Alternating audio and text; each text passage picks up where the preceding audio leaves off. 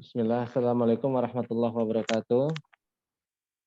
Alhamdulillahilladzi arsala rasulahu bil huda wa dinil haq liyudhhirahu ala dini kulli wa kafa billahi syahida. Asyhadu an la ilaha illallah wa asyhadu anna Muhammadar Rasulullah. Allahumma shalli ala Muhammad wa ala alihi wa sahbihi ajmain. Amma ba'd.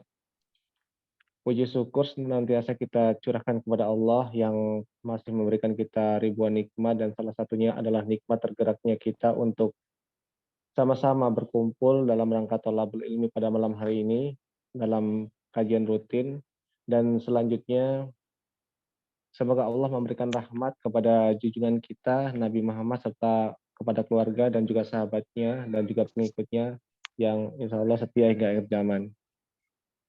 Baik ikhwani wal akhwati, pada malam hari ini pada hari Kamis 26 Januari 2023 atau bertepatan dengan 5 Rajab 1444 Hijriah, kita akan membahas sebuah tema yang mungkin masih beredar di sebagian masyarakat kita yang menganggap bahwa bulan-bulan tertentu lebih sakral atau sebagian dari bulan-bulan tertentu bisa mendatangkan sial. Dan pada malam hari ini temanya adalah serba-serbi keyakinan di bulan Rajab.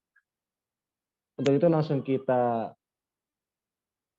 persilakan kepada Ustadz Muhammad Rajali Fikri Al-Medani Hafizahullah untuk menyampaikan materi kajian pada malam hari ini. Tafadhal Ustadz.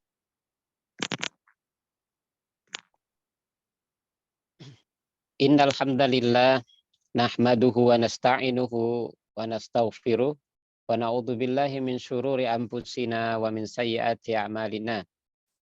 May yahdihillahu fala mudhillalah wa may yudlil fala hadiyalah.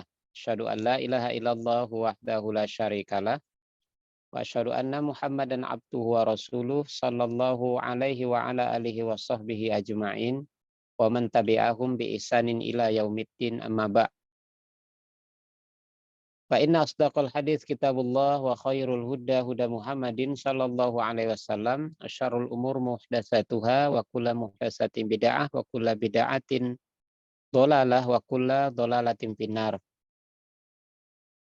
Ikhwati fillah rahimakumullah. Assalamualaikum warahmatullahi wabarakatuh.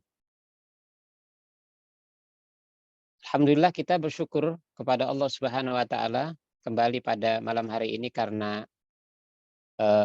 taufik dari Allah Subhanahu wa taala dan pertolongannya kita bersama dalam satu kajian yang kita berharap pahala di dalamnya, keberkahan dan faedah-faedah ilmu ya. Kemudian kita juga menyampaikan sholawat dan salam kepada Nabi kita yang agung Rasulullah Shallallahu Alaihi Wasallam, pada keluarga dan para sahabatnya tanpa terkecuali. Malam hari ini kita akan membahas ya secuil terkait dengan beberapa keyakinan ya di tengah kaum muslimin yang terkait dengan bulan Rajab ya, Rajab, yang mana kita mengupayakan untuk bisa maksimal membahas poin-poin yang terkait dengan keyakinan tersebut ya. Tapi kalau waktu kita tidak memungkinkan, maka kita cukupkan sampai di poin yang bisa kita sampaikan ya. Jadi ikhwati fillah ya, seperti yang kita ketahui bahwa Islam menetapkan 12 bulan dalam satu tahun ya. Tahun yang dimaksud adalah tahun Hijriah. Ini adalah tahun Islam ya. Yang mana tahun Hijriah itu berdasarkan kepada peredaran bulan. Dan ini menyelisihi ya, tahun Masehi ya, tahun yang di mana orang-orang kafir menetapkannya berdasarkan peredaran matahari. Ini adalah sebuah perbedaan yang sangat prinsipil ya. Tahun Hijriah ditetapkan berdasarkan peredaran bulan, dan tahun Masehi itu ditetapkan berdasarkan peredaran matahari ya. Sehingga kita dapati setiap tahun ada selisih sekitar 12 hari dalam satu tahun itu. Makanya usia kita ini ya, yang sering kita hitung pada tahun Masehi, ya, sebenarnya usia kita lebih tua dari apa yang kita sebutkan ya. Seorang yang berusia 45 tahun di tahun Masehi sebenarnya dia sudah berusia lebih kurang 46,5 di tahun Hijriah. Dan kita harus paham itu bahwa kalau kita menyebutkan usia-usia wafatnya Rasulullah SAW, wafatnya Abu Bakar, Utsman, Umar, dan para sahabat-sahabat yang lain radhiyallahu anhum jami'an, sesungguhnya kita menyebutkan usia mereka di tahun Hijriah ya, bukan di tahun Masehi. Nah, adapun 12 bulan di tahun Hijriah itu ya, semoga kita semua sudah hafal ya. Itu dimulai dari bulan Muharram ya, Safar, kemudian Rabiul Awal ya, Rabiul Akhir, Jumadil Awal, Jumadil Akhir ya, yang baru saja selesai itu bulan 6 Jumadil Akhir, atau kadang disebut Jumadil atau Jumadal Ula, Jumadat Tsaniyah ya. Kemudian bulan ketujuhnya Rajab. Inilah yang sekarang sedang kita jalani ya. Setelahnya ada bulan Sya'ban ya, bulan ke-8. Kemudian bulan Ramadan, itu bulan ke-9. Kemudian bulan Syawal, bulan Zulqaidah, dan bulan Zulhijjah ya. Ini 12 bulan di tahun Hijriah.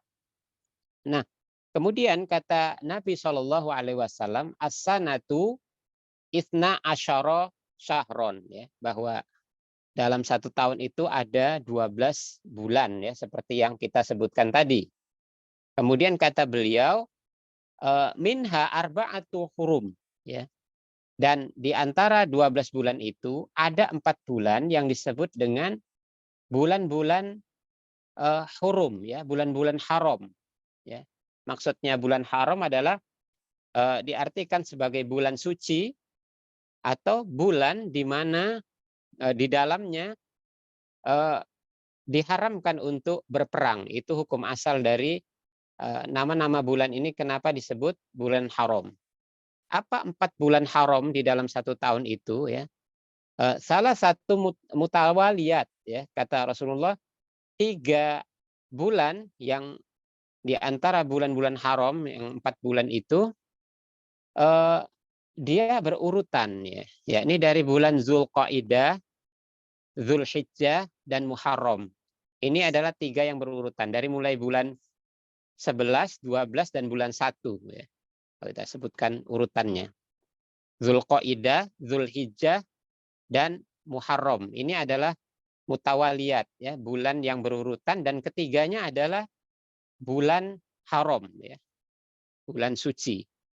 Dan kemudian yang menyendiri adalah bulan Rajab ya, saat ini bulan ke-7 ya, bulan Rajab. Kata Rasulullah SAW ya, bahwa 4 bulan ini adalah bulan yang Allah mensucikannya ya, dan Allah mengharamkannya untuk berperang ya. Walaupun dalam pembahasan selanjutnya nanti para ulama berselisih apakah hukum asal dari diharamkannya berperang di bulan-bulan haram ini telah dimansuhkan ya, telah dihapus dengan dalil berikutnya atau berlaku seterusnya ya.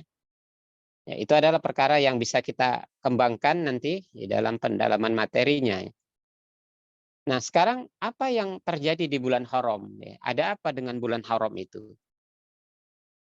Syekh bin Baz rahimahullahu taala ya, beliau pernah ditanya terkait dengan masalah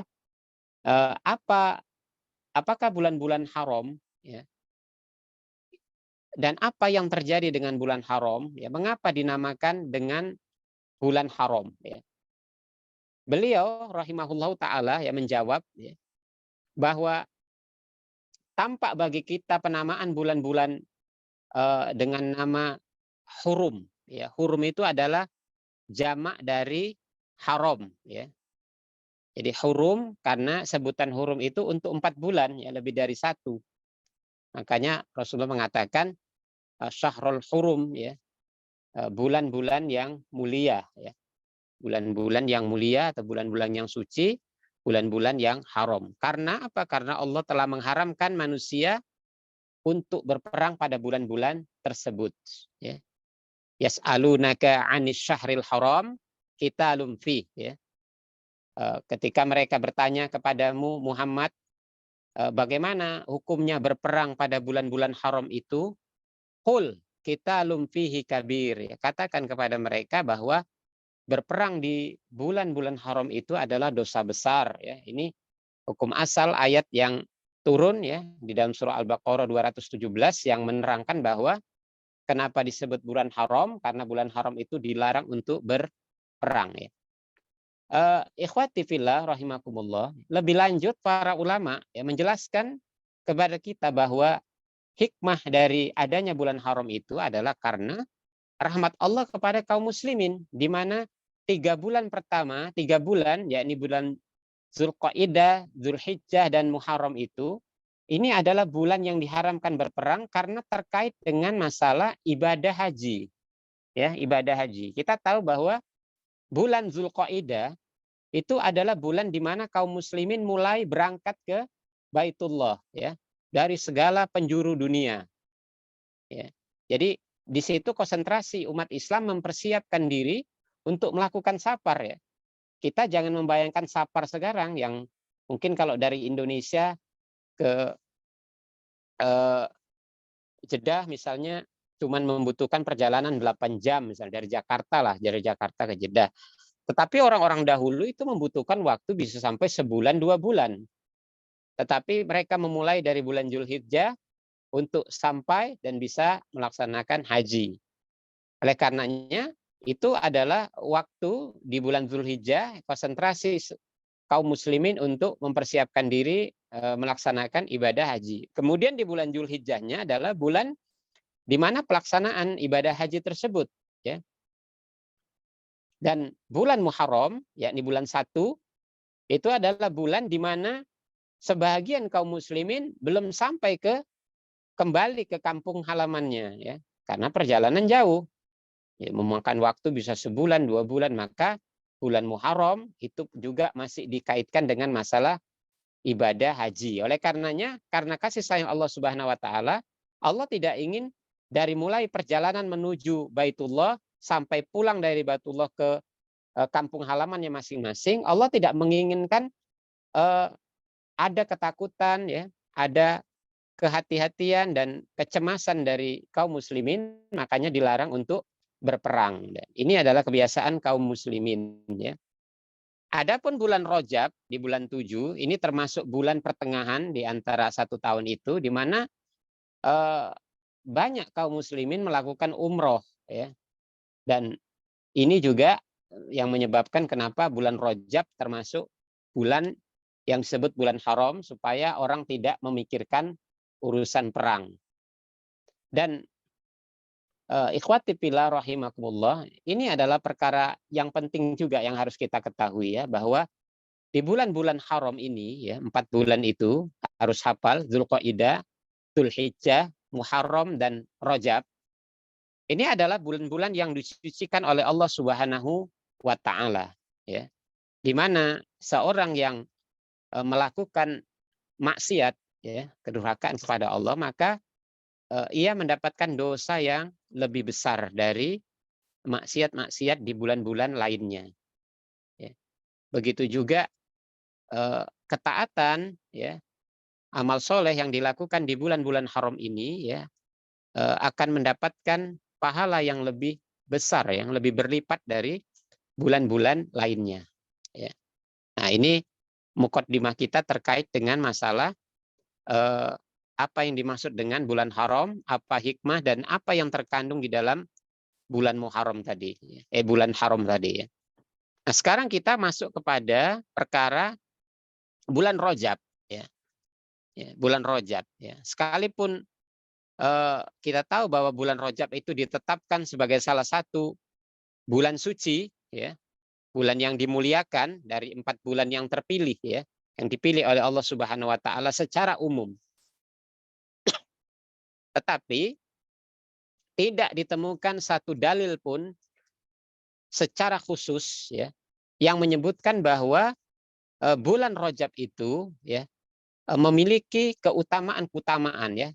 Catatannya yang khusus ya. Secara umum bulan Rajab adalah bulan suci ya, bulan haram ya, dari 4 bulan yang dipilih oleh Allah Subhanahu wa taala. Tapi secara khusus tidak ada keutamaan-keutamaan yang berkaitan dengan bulan Rajab ya, selain masalah tadi yakni masalah tidak boleh berperang dan kemaksiatan dan amal soleh itu dilipat gandakan ya.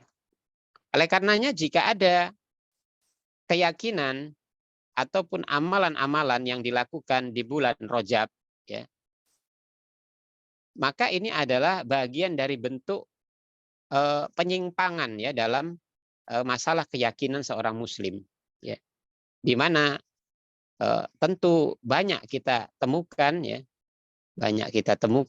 di tengah-tengah kaum muslimin ya, di antara kaum muslimin memiliki keyakinan-keyakinan yang juga diimplementasikan dengan amalan-amalan ya yang itu disebut amalan yang menyimpang atau keliru ya.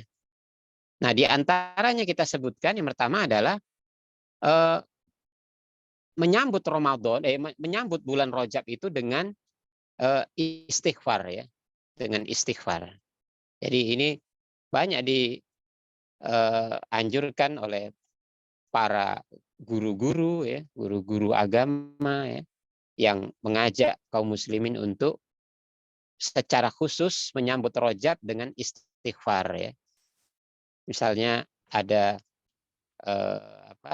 lafaz istighfar ya, astagfirullah dzal jalali wal ikram ya, min jami'iz dzunubi wal atham ya.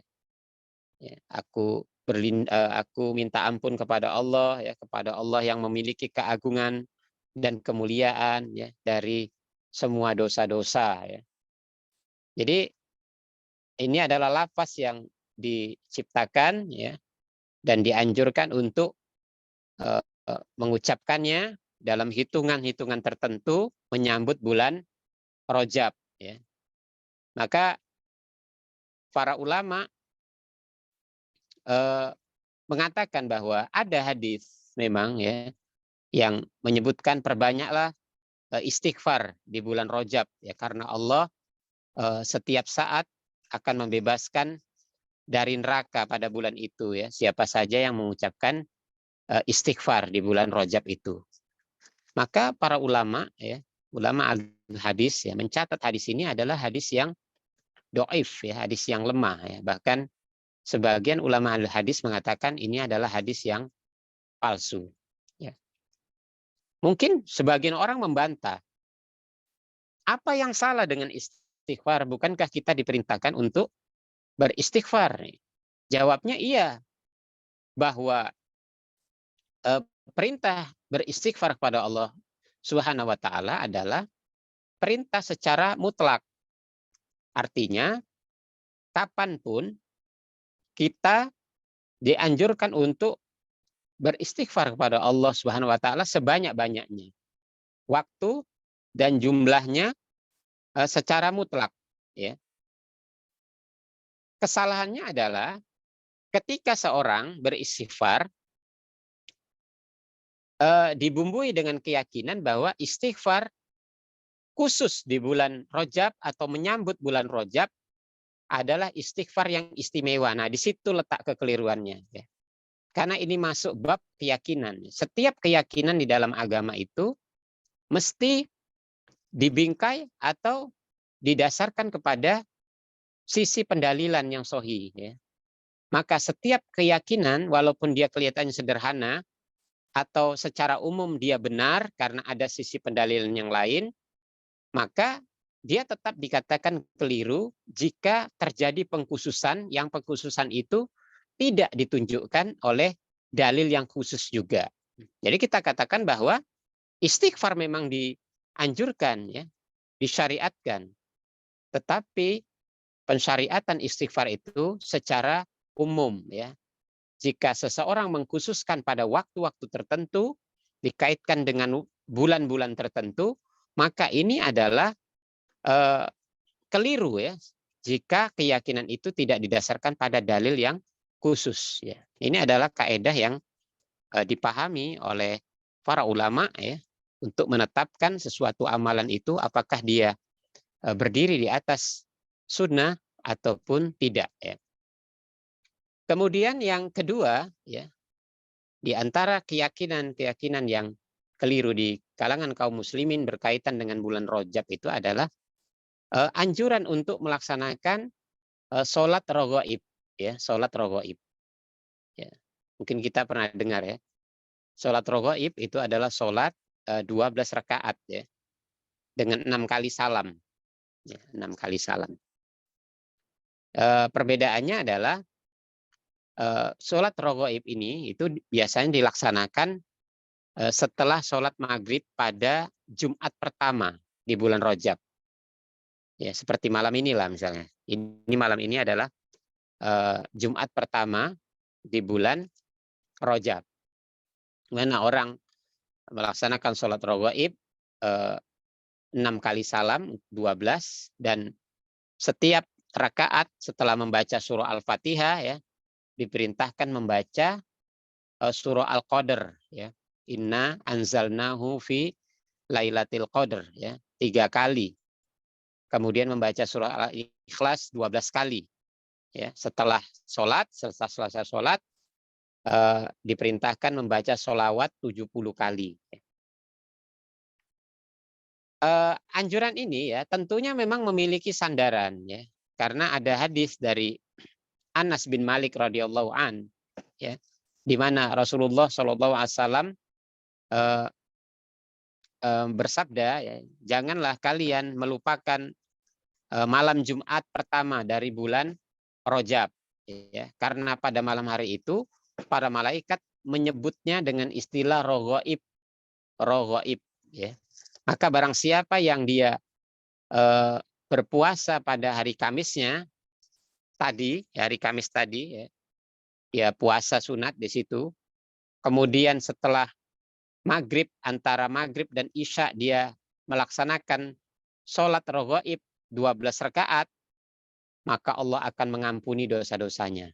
Nah, ini adalah hadis yang dijadikan sandaran oleh orang-orang yang meyakini adanya sholat raghaib di Jumat pertama pada bulan Rajab. Ya.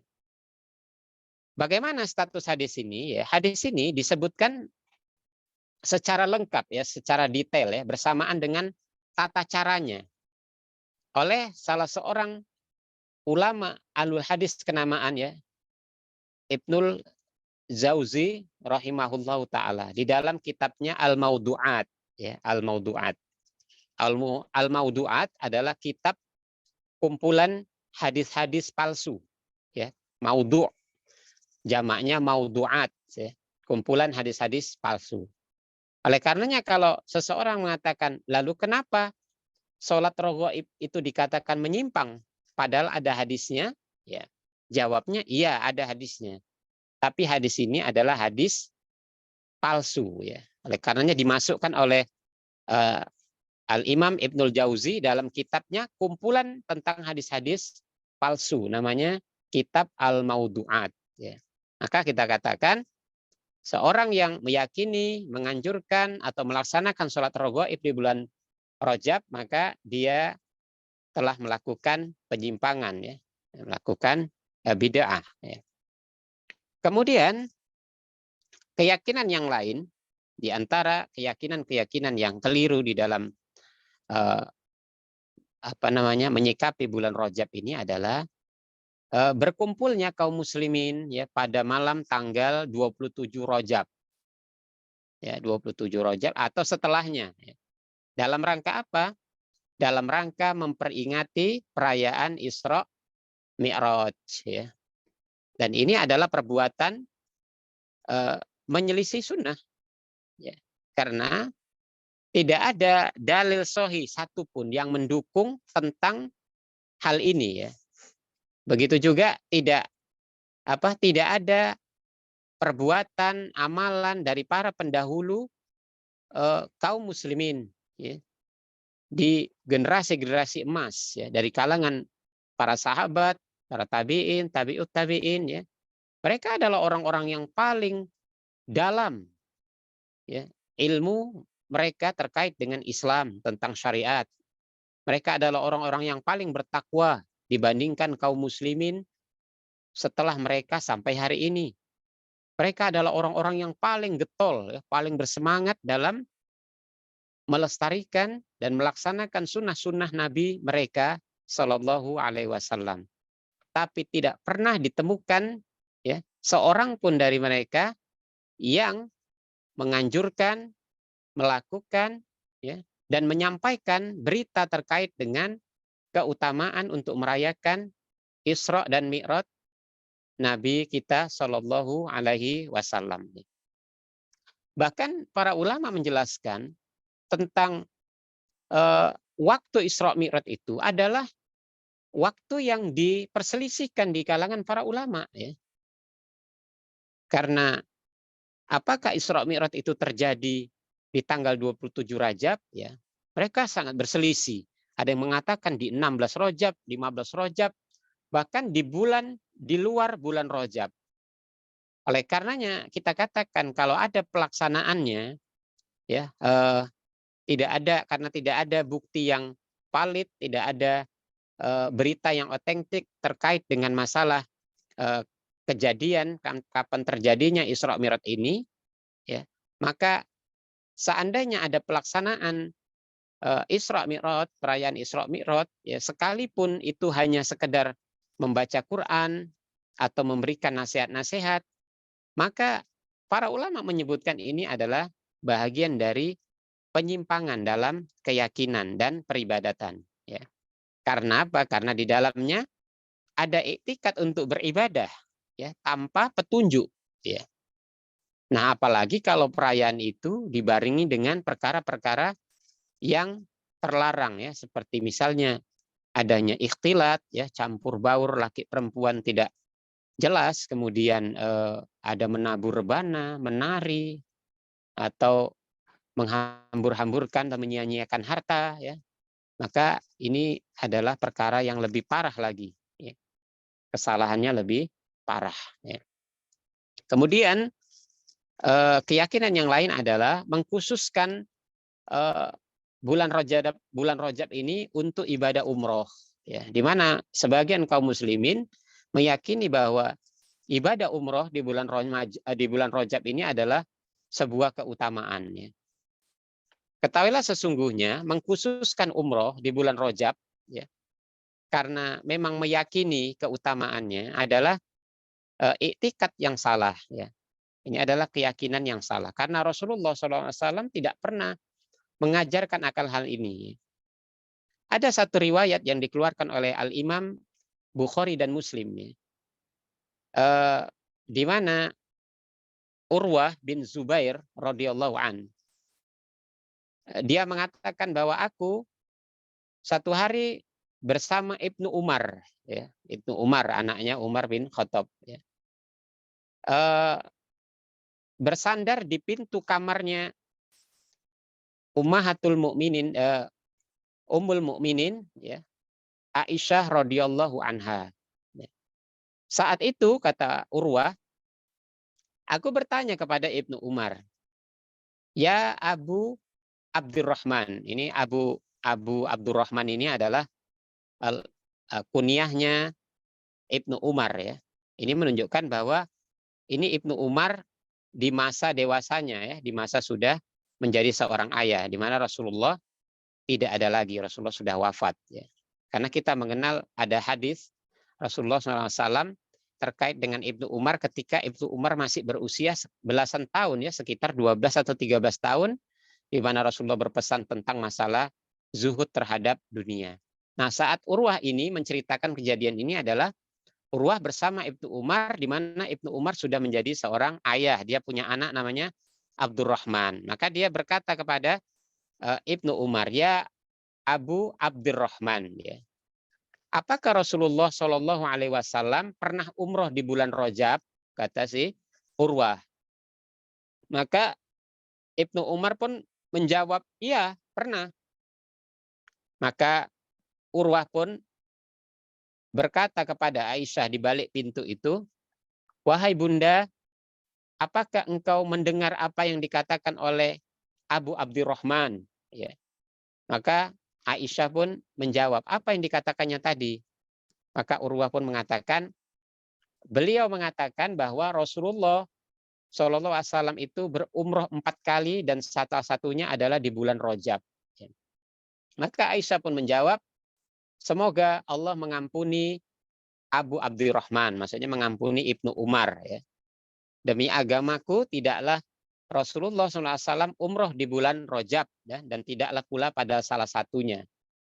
Dan Urwah mengatakan bahwa ketika Aisyah radhiyallahu anha menjawab ini, Ibnu Umar diam saja.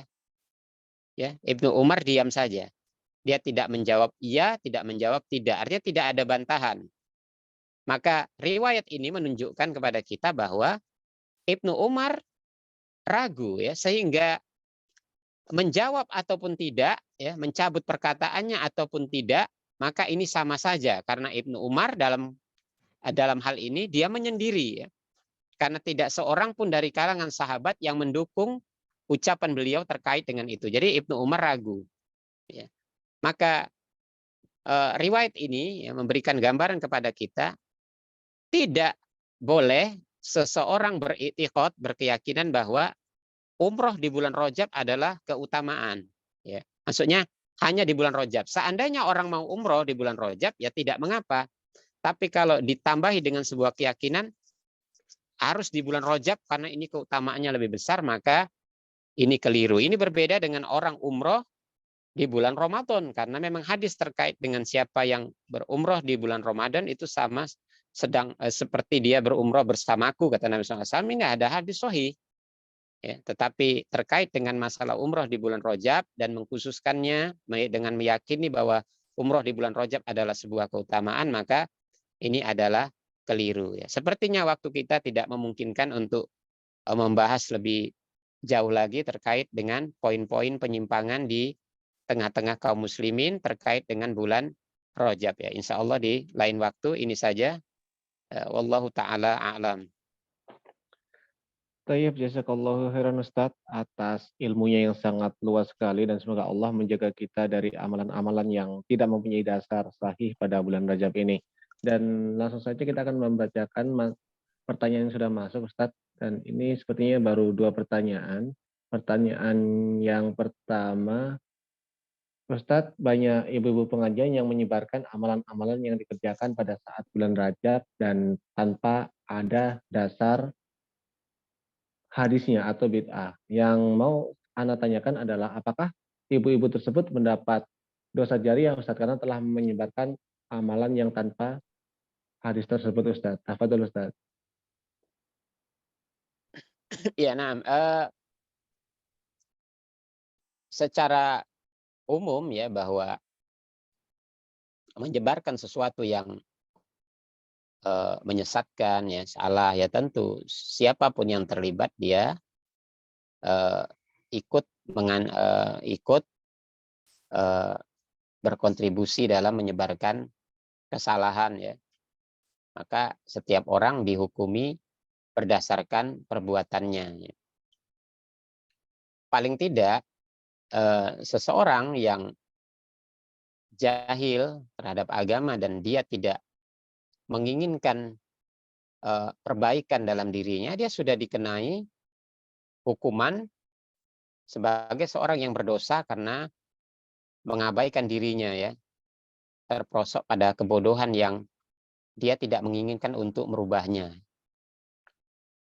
Oleh karenanya ini adalah zaman di mana syubhat, ya, kebodohan itu merajalela di tengah-tengah kaum muslimin, ya. Di mana kaum muslimin sebagian besar ditutupi oleh kebodohan, dan kalaupun mereka belajar agama, mereka ditutupi oleh syubhat, ya. Syubhat ini adalah perkara samar-samar di dalam agama, sesuatu yang dianggap seolah-olah benar, ya, dianggap benar atau seolah-olah dia benar, padahal dia adalah kesesatan, ya, kesalahan.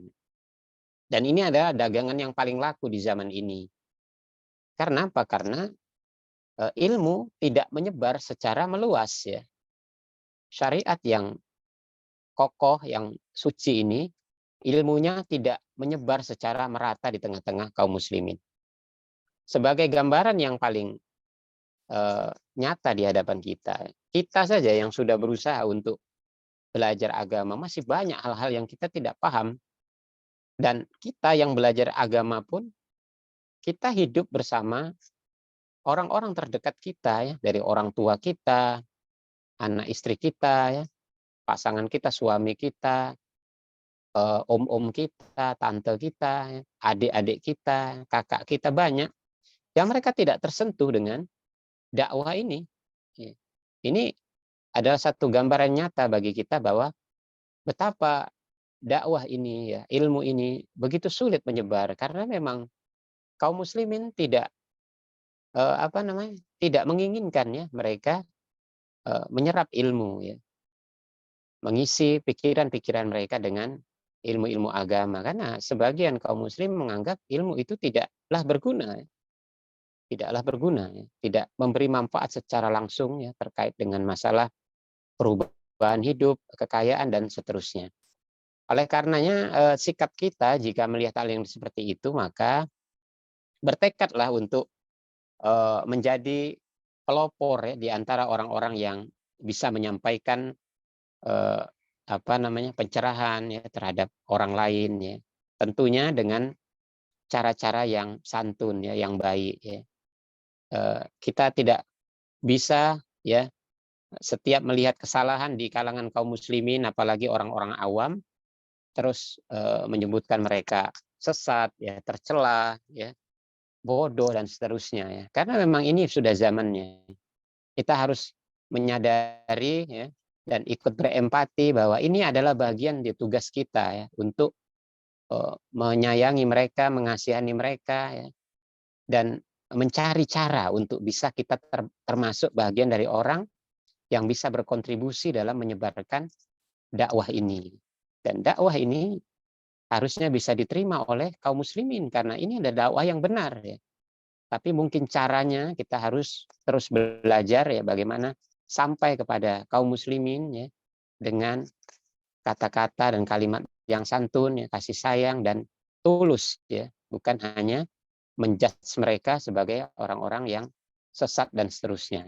Kita hanya memusuhi atau memponis, ya, para tokoh-tokoh yang menyebarkan kesesatan, ya. Tetapi pada kaum muslimin yang awam, mereka adalah seperti anak-anak bayi, ya, yang tidak patut kita musuhi, yang tidak patut kita eh, jatuhkan, ya, karena mereka anak-anak bayi, mereka tidak tahu, ya, mereka hanya orang-orang yang jadi korban, ya.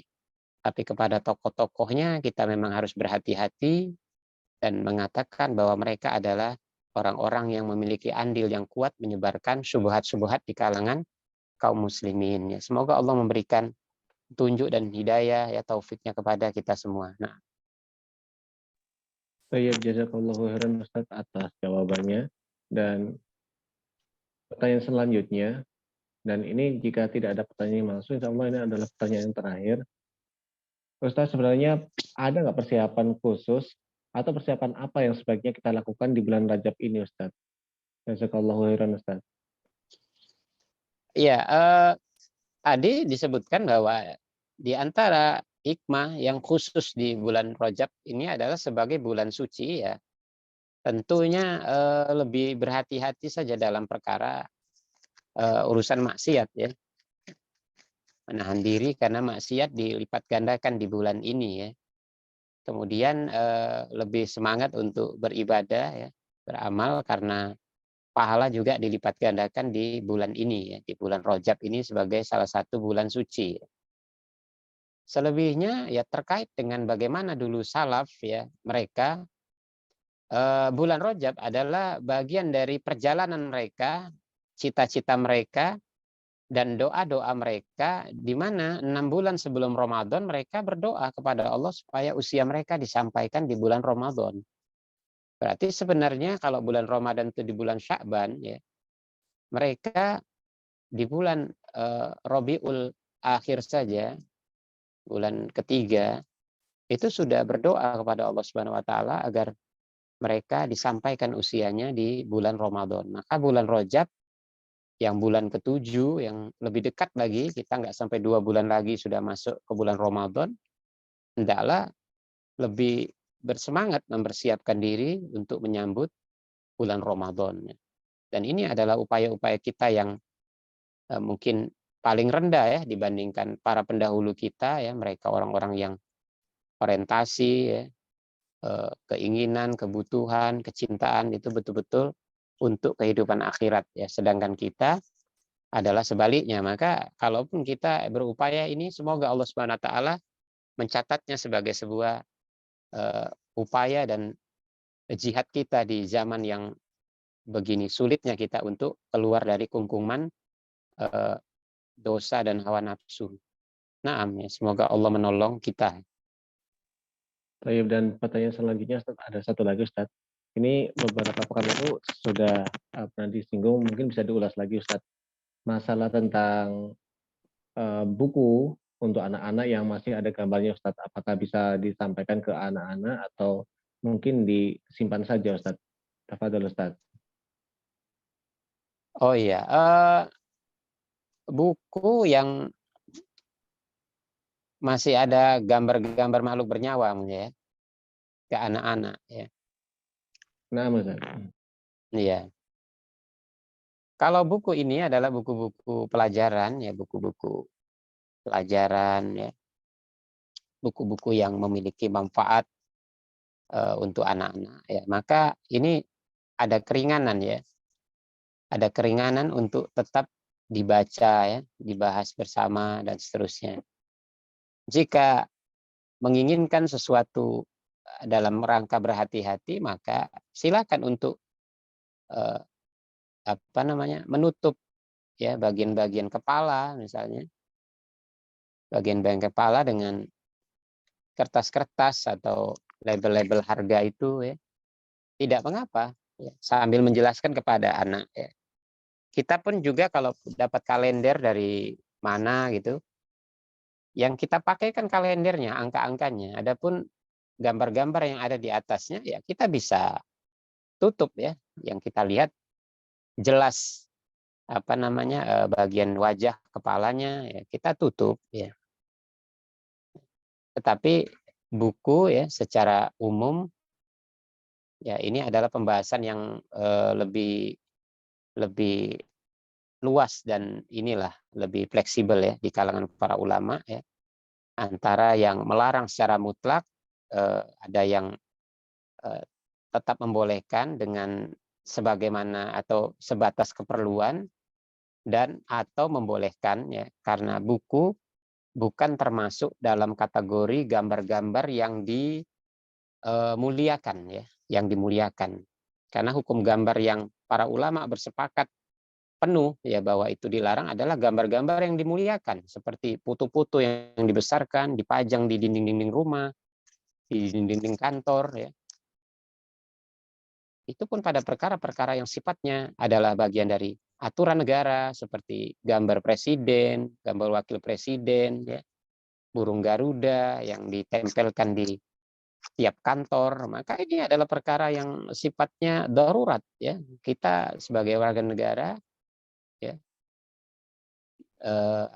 untuk menghilangkan kemudorotan ya, misalnya dianggap sebagai sebagai kelompok dakwah yang sesat, anti NKRI, maka ini adalah perkara-perkara yang sifatnya lebih lunak ya, tetap dipajang dan seterusnya. Begitu juga kepada anak-anak, janganlah terlalu berlaku keras ya dengan menganggap ini adalah haram secara mutlak, tetapi kita cari alternatifnya ya. Misalnya kalau kita mau tutup kepalanya sambil jelaskan kepada anak, nggak apa-apa nah ya, ini ditutup ya supaya kita nggak ragu karena ini makhluk hidup.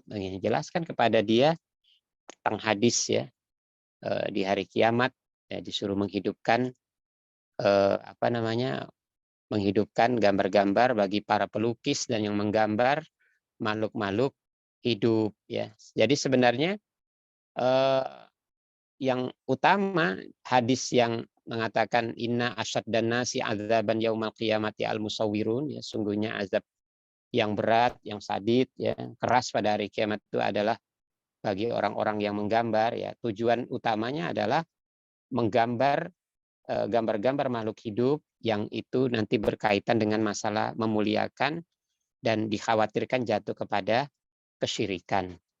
Nah, mudah-mudahan bisa dipahami ya. Ya.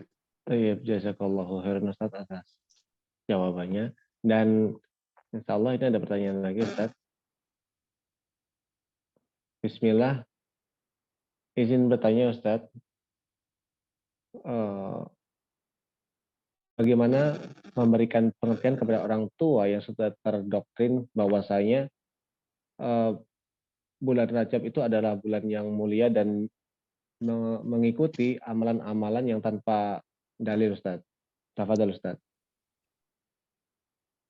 Iya, yang pertama bersabar ya.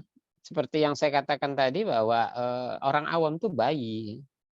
Bayi itu dicekokin apa aja ditelannya, dimakannya. Orang awam, apalagi yang dia tidak belajar agama secara intens ya, menganggap syubhat yang beredar ya, anjuran-anjuran yang mereka dengarkan atau ritual-ritual yang sudah mendarah daging dari nenek moyang dulu itu adalah bagian dari agama mereka dan mereka meyakini itu karena banyak manusia lebih banyak melakukannya daripada yang tidak. Karena kita katakan ini adalah musibah bersama, musibah besar ya, terutama di negeri-negeri yang tidak tegak ilmu. Seperti Indonesia ini termasuk negara di Asia Tenggara yang ilmu tidak tegak ya secara merata ya. Sedikit sekali para ulama ya yang sohih ya.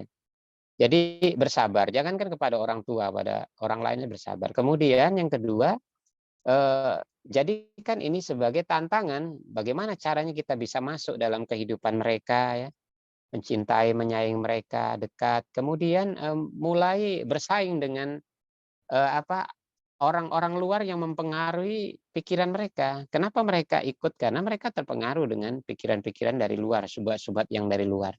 Kalau kita sebagai anaknya bisa lebih dekat, bisa lebih banyak berkomunikasi dan akhirnya dia lebih percaya dengan kita, maka ini adalah kesempatan kita memasukkan melawan subhat yang masuk di pikirannya. Tapi kalau kita langsung marah, langsung katakan Bapak, Ibu ini sudah sesat dengan semacam, ya dia marah karena tidak sampai uslub kita, tata cara dakwah kita belum sampai. Jadi kita harus sabar ya. Pahami dan disayangi bahwa dia adalah bayi dalam urusan agama, dia bayi yang nggak paham. Jadi kita harus pelan-pelan bisa masuknya.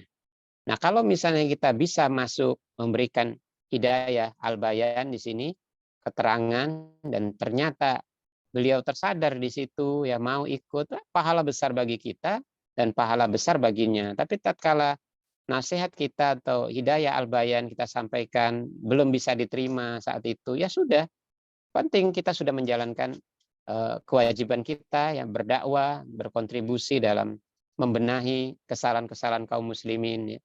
Itu sudah sampai kewajiban kita. Allah lah yang menilai. Tetapi begitulah seharusnya kita harus bisa memahami kalau ada orang lain nggak tahu, jangan langsung kita katakan dia itu salah, apa tersesat dan seterusnya. Kita harus ingat bahwa kita dulu juga waktu nggak tahu, ya kita juga jadi ketawaan orang ya. Jadi orang membuat orang terheran-heran. Tapi sekarang Allah beri hidayah kepada kita mulai tahu dan tahu, maka kita juga harus melihat orang lain yang nggak tahu itu adalah seseorang yang patut dikasihani, disayangi, dan kita berusaha untuk memberikan kebaikan ya berupa jalan hidayah ya sebagaimana kita dulu diberikan Allah hidayah ya. Semoga semuanya menjadi hikmah dan pahala buat setiap orang yang memahami akan hal ini. Baik, jazakallah khairan Ustaz. Dan mohon untuk dijawab pertanyaan terakhir Ustaz.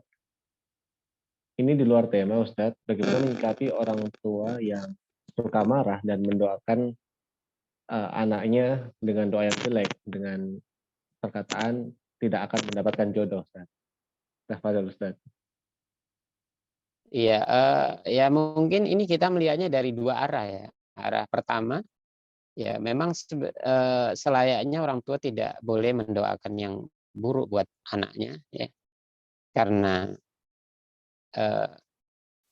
kita tidak tahu doa pas ucapan kapan ya doa itu diijabah karena para malaikat mengaminkan. Ini berbahaya. Tentunya orang tua biasanya antara kemarahan dan hatinya itu bisa berbeda ya. Hatinya sebenarnya dia tetap masih mencintai anaknya walaupun kemarahannya terkadang tidak terkontrol ya. Sehingga dia marah dan dia mengucapkan kalimat-kalimat atau doa-doa yang buruk ya, yang bisa jadi itu terjadi dan dia menyesali kenapa dia mendoakan hal-hal yang buruk ya. Tentu ini perlu pemahaman yang lebih dalam agar berhati-hati bagi para orang tua yang marah ya.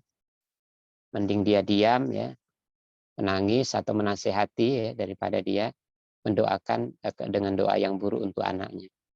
Kemudian dari arah yang kedua bahwa anak yang mendapatkan doa-doa yang buruk dari orang tuanya, hikmahnya adalah tentu dia menyadari kenapa sampai ada doa yang buruk ya dari orang tua. Pasti mungkin saja karena kita sebagai anak sudah memancing emosinya, memancing amarahnya. Ya, munculnya kemarahan orang tua kan bisa jadi karena sikap anak yang memunculkan atau memicu dia menjadi marah. Maka itu introspeksi buat kita ya. Tidak ada anak yang hebat, tidak ada anak yang soleh kalau dia mahir dalam memicu ya, datangnya kemarahan dari orang tua. Ya. Maka kita katakan bagaimana para nabi dan para salaf ya mereka menjadikan orang tuanya itu benar-benar bersikap secara proporsional ya, sebagaimana yang diperintahkan Allah Subhanahu wa taala. Mereka berhadapan dengan orang-orang tua yang kafir ya, yang menyembah berhala, yang kafir ya. Ya.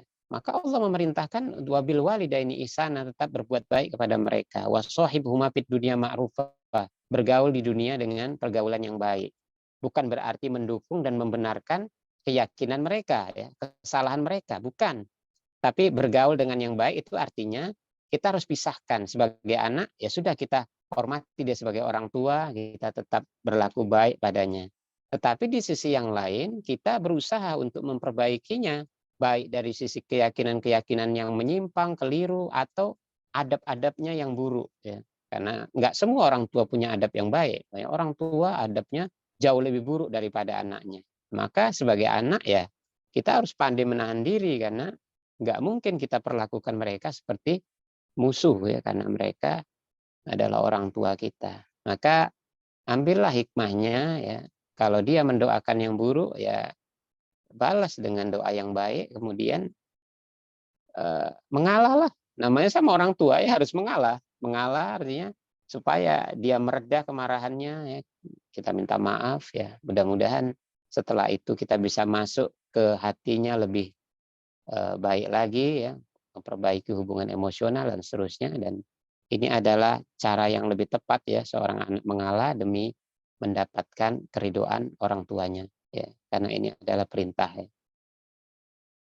Nah, Oke Ustaz, alhamdulillah pertanyaan yang masuk sudah kita jawab dan seperti biasa mohon kesediaannya untuk memberikan motivasi dan juga ringkasan kajian kita pada malam hari ini Ustaz dan sekaligus menutup kajian kita Ustaz. Tafadhol Ustaz. ikhwati fillah ya, tidak ada satupun berlalu ya dari 1 tahun itu dan tidak pula 1 bulan yang telah kita lewati ya, melainkan ada lembaran-lembaran peristiwa yang terjadi di saat itu ya.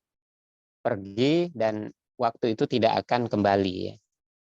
Jika baik amal seseorang ya, maka pada masa itu ya ada balasan yang sudah dipersiapkan. Namun jika yang ada adalah amalan-amalan buruk, maka penyesalanlah yang akan didapatkan setiap orang. Jadi masalahnya itu bukan pada kapan sebuah bulan telah usai dan kapan ia akan datang kembali ya. Akan tetapi yang menjadi inti masalah bagi kita adalah dengan apa kita mengisi bulan-bulan yang telah berlalu itu dan bagaimana caranya kita bisa menghiasi bulan-bulan yang akan datang dengan amal-amal soleh ya. Waji'a yauma idzin bi jahannam ya. Pada hari kiamat itu didatangkanlah neraka jahanam itu di hadapan manusia. Yauma idzi yatadzakkarul insanu wa anna lahu dzikra ya. Pada waktu itu manusia setelah di hadapan mereka ada neraka jahanam ya. Akhirnya mereka semuanya tersadar wa anna lahu dzikra. Tapi apalah guna kesadaran itu? Enggak ada lagi manfaatnya pada hari kiamat. Yaqulu ya laitani qaddamtu li hayati ya. Manusia saat itu ya mengatakan seandainya dahulu aku mempersiapkan bekal ya untuk hari ini. Fayauma idzil la yu'adzibu adzabahu ahad. Maka siapalah ya di antara ada makhluk yang bisa menegakkan ya siksaan ya yang seadil-adilnya kecuali Allah Subhanahu wa taala. Maka ikhwati fillah hendaklah kita selalu merenungkan ya dan mempersiapkan kehidupan kita di hari esok ya, yakni hari yang kita tidak bisa lagi kembali ke belakang ya. Hari yang telah disembelih kematian ya. Hari yang tidak ada lagi keinginan kita untuk tidur ya, kecuali menikmati kenikmatan yang panjang dan menjalani siksaan ya. Dan semoga Allah Subhanahu wa taala menolong kita semua. Subhanakallahumma bihamdika asyhadu an la ilaha illa anta astaghfiruka wa atubu ilaik. Assalamualaikum warahmatullahi wabarakatuh. Waalaikumsalam warahmatullahi wabarakatuh. Semoga Allah memberkahi pertemuan kita pada malam hari ini dan semoga apa yang telah disampaikan juga menjadi pahala bagi Ustadz dan juga menjadi ilmu yang bermanfaat bagi kami semua. Dan akhirnya Anda sebagai moderator mohon keikhlasannya jika ada khilaf, ada tutur kata, dan juga ada salah penyampaian kata pada malam hari ini. Mewakili tim Ashabikunal Awalun, Naril Islamic School, dan juga Surhead Community, kami undur diri. Dan semoga Allah ringankan langkah kita untuk bertemu lagi pada kesempatan selanjutnya. Akhirul kalam, wassalamualaikum warahmatullahi wabarakatuh.